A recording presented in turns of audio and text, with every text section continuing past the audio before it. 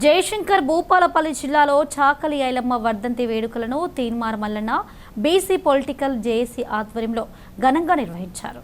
ఈ సందర్భంగా Teenmar Mallanna BC political JAC జిల్లా ఇన్ఛార్జ్ రవి పటేల్ చాకలి ఐలమ్మ విగ్రహానికి పూలమాల వేసి ఘన నివాళులు అర్పించారు.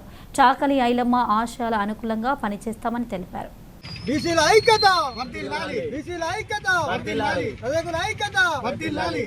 కొనసాగిద్దాం ఐలమ్మ ఆశయాలు కొనసాగిద్దాం.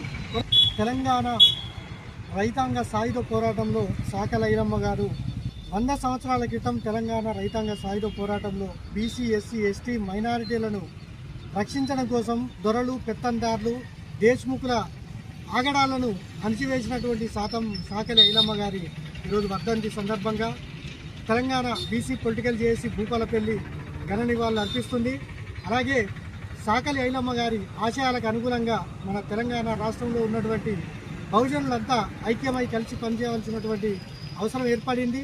గతంలోనే దాదాపుగా 1885లో జన్మించినటువంటి చాకలి ఐలమ్మ తను ఎన్నో ఆర్థిక సంక్షోభాలు ఎదుర్కొని తన కుటుంబాన్ని పోషించుకుంటూ తద్వారా తెలంగాణ రాష్ట్రం కోసం తెలంగాణలో దేశ్ముఖులు, దొరలు, పెత్తందారులను ఎదిరించి ఎన్నో అనేకమైనటువంటి పోరాటాలు, అలాగే భారతదేశ స్వతంత్ర పోరాటానికి కూడా స్ఫూర్తినిచ్చినటువంటి చాకలి ఐలమ్మ గారి నాయకత్వంలో ఈరోజు ఖచ్చితంగా తెలంగాణ రాష్ట్రం ముందుకు పోతూ ఉన్నది.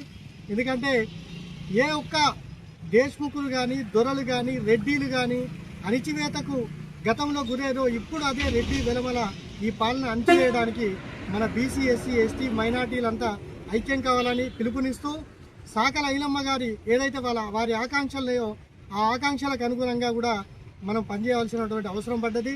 ఎందుకంటే తెలంగాణ రాష్ట్రంలో ప్రతి సంక్షేమ పథకం మన బహుజనులకు అందే విధంగా కృషి చేయడం కోసం అందరూ కూడా కలిసికట్టుగా పనిచేయాలని నేను ఆకాంక్షిస్తున్నాను.